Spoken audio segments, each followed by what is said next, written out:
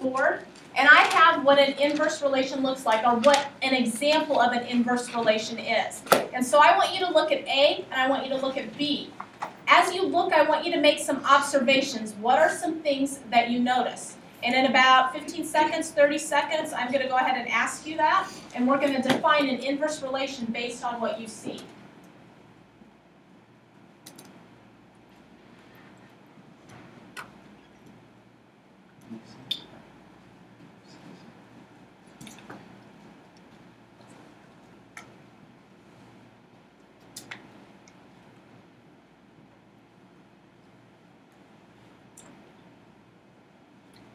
Okay, so what do you notice?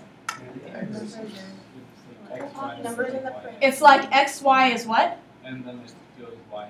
It goes yx. So basically what happens to the x's and the y's from A to B? They switch. Okay, so let's go ahead and mathematically come up with a nice little mathematical definition. Okay, here's what an inverse relation is. Two relations are inverses if and only if whenever one relation contains the element AB, the other relation contains the element BA. Now, instead of having all these words, this is what you could put. Two relations are inverses if, okay, one relation contains AB and the other contains BA. All right, so you could abbreviate that, cut it down, and then notice here, here's an example of inverse relations as well.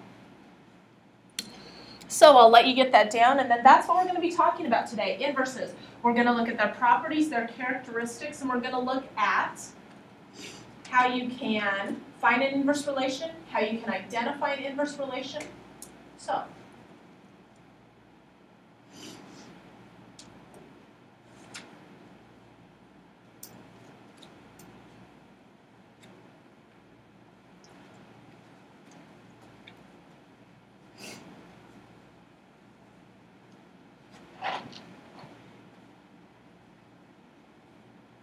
all right, so let's go ahead and look at the next slide. The vertices of, that's supposed to be a triangle, by the way. Okay, that's what I get for making this on my computer at home and then opening it up on a Mac here. The vertices of triangle A, B, C. Okay, so let's make that a little triangle. That's what it's supposed to be. So the vertices of triangle A, B, C can be represented by the relation 1, -2, 2, 5, and 4, -1. So let's go ahead and draw those in, just for kicks. Here's 1, -2. So that's going to be A. Then we have 2, 5.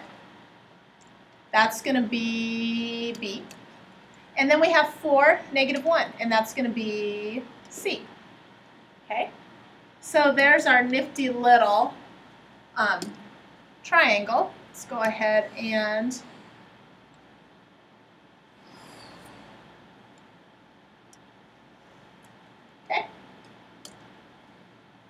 all right, so there's our triangle. It says find the inverse of this relation. So based on what you saw on the slide before, what would point A be if it was the inverse? -2, 1. Now remember, -2, 1. How do we get there? We flip the x and the y. So all we're going to do is flip these 2 points. Now notice what I wrote there. I wrote A with a -1. The inverse symbol is a -1. That doesn't mean a -1 power. That's just how we symbolize an inverse. Okay, where does point B go to? 5, 2. Okay, so here's point B, and we're going to write B with a little -1 symbol. Okay, maybe I should write that one better over here, a little bit better, so you can see that. There we go. Okay, where does C go to? -1, 4. So here's where C inverse is. So now what we're going to do is we're just going to connect those.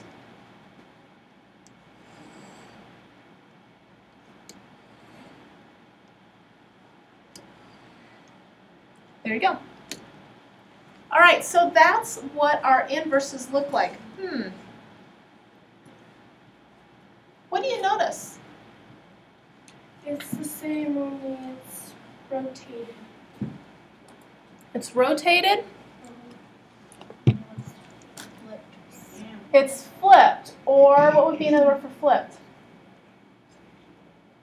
Slided.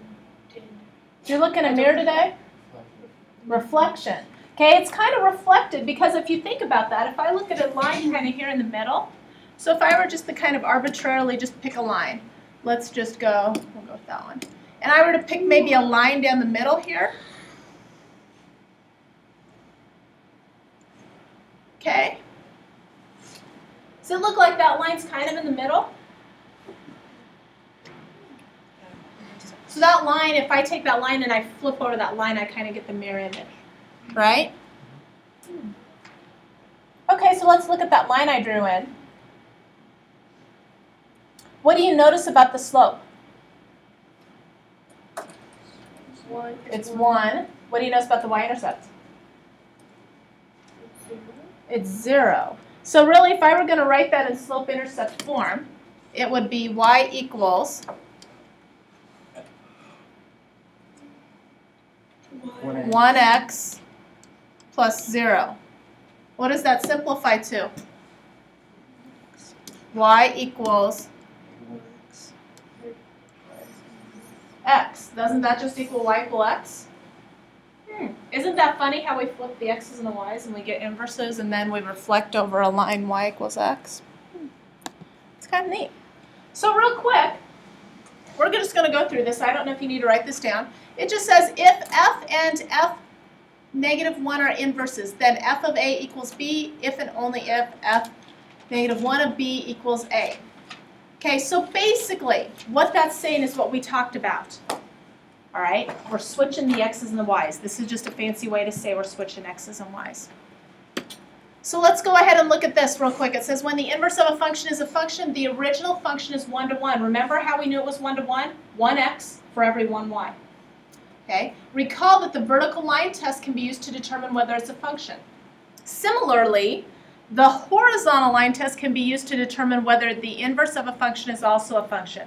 So remember with the vertical line test, we took a vertical line, moved it across, right? Horizontal line test, we're going to go across. So on this first graph that I have right here, if I take my pencil and I go horizontally up the graph, okay, so as I move up the graph, do I only touch the graph at one point? Yes, so this one would have an inverse. Okay. But what about the part that does a little squiggly? That actually, you can't see it here, but if we had it on a graph, you would see that it never ever touches more than 1 point. Okay, this is, I mean, this kind of looks flat, but it actually really isn't. Now what about this one? It doesn't have an inverse and it fails in multiple places. Okay, because it would fail here as well. Okay, it would fail here as well. It only has to fail once. And so then, this technically would have an inverse, but what we would have to do is restrict the domain, it's called. So what we have to do is we have to say only look from this value to this value, or only look from this value to this value, and then it would have an inverse. Okay, but this doesn't have an inverse now. Now that's not saying it couldn't. We could eventually have one. Okay, so now real quick, find the inverse of each function. So I'm going to actually give you an equation now, and we're going to find the inverse. We've got some steps we have to follow each and every time. You follow the steps, and it should be pretty straightforward. Okay? So first things first. What is f of x another name for? When you see f of x, what have I always said you can put in place of f of x? What? What have I always said you can put in place of this and it makes it true? Oh, come on. No. Oh my goodness. Morning? Y. There we go. That's it. It's just a y. Remember? I said you can always put y in there and that means the same thing. So that's what you're going to do. You're first of all going to replace that with y. That's step one. Okay. Step two, you're going to switch the two. So when I say switch the two, y becomes x and x becomes y. Because when you think about that, when we were looking at points, we switched the points. Final step, we need to now solve for the new y. So I'm going to add 5 to both sides. So I get x plus 5 equals what? 2y. How do you solve that for y now? Divide by 2. Good. So on the left side, I get x plus 5 over 2. On the right side, I get y. Now what I'm going to do is I'm going to write a special term in place of y. So in place of y, I'm going to actually write what an inverse looks like. Okay. So all you're going to do is just replace y with that f inverse of x. So those are my two functions. This is the inverse, and my, oops, let me put that down. My original function is up here. So now our final thing is we need to graph both the function and its inverse. So let's go ahead and start with the inverse, or with the function, sorry. So the function, what can you tell me about this? It has a slope of what? 2, y-intercept of? -5. So graph that, I go 1, 2, 3, 4, 5. And then I do up 2 over 1. Up 2 over 1. And there's your line.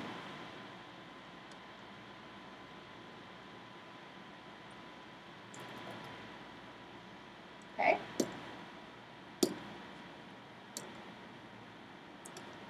So, okay. So then now what I'm going to do is I'm going to graph the inverse. Okay, the easy way or the hard way. And looking at the green, this kind of looks hard, as it is. So can somebody tell me an easier way? What would be an easier way? Just do the opposite. Right. So what will this point go to? This was at -0, -5. So it goes to -5, 0. Look at this point. Where is it at?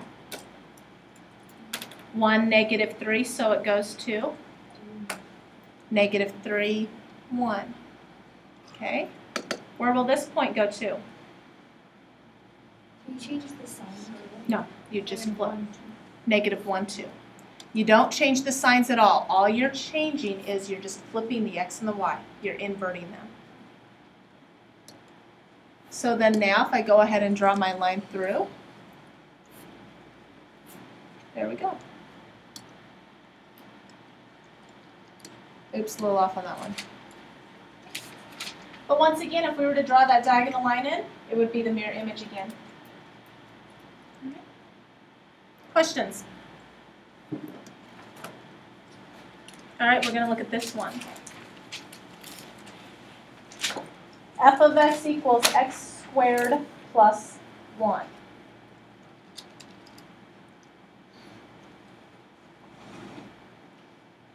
Okay.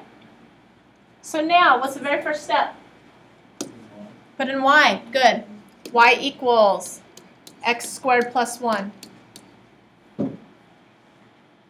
Next step. Switch the x's and the y's. Good. Next step. Yep. So what do I need to do? Okay. So I end up having x minus 1 equals y squared. What do I do now? Square root. The important thing with the square root at any time is to always plus or minus. And in fact, on this one, it's really important. If you don't put the plus or minus, you aren't going to get the correct graph. So I end up getting plus or minus root x minus 1 equals y, which we're going to replace with f. Yep, there you go. So then now we're going to have to graph, so we're going to have to remember what an x squared graph looks like. What does an x squared graph look like? Parabola, right. What direction will this parabola open? Up or down? Up. Why up? Because it's positive, remember? The x squared is positive. If the x squared be negative, it would open down. Okay, a little bit about this parabola. Where's it going to be located? Where's the little tip? Yep, at 1. Okay. Now, if you're wanting some other points, I could plug in the point x equals 1. So if I plug in x equals 1, I get 1 squared plus 2, which is what? 2. So there's another point. Where do I know a third point is?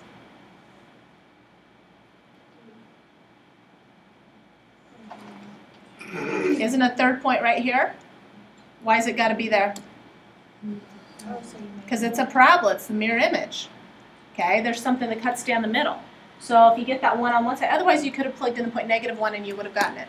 So then now we need to write the inverse. So how we write the inverse? Okay, where does 0, 1 go to? 1, 0. Okay, where does 1, 2 go to? 2, 1. Where does -1, 2 go? 2, -1. So what direction will this open? To the right. Good. And there you go. And once again, if I were to go ahead and draw in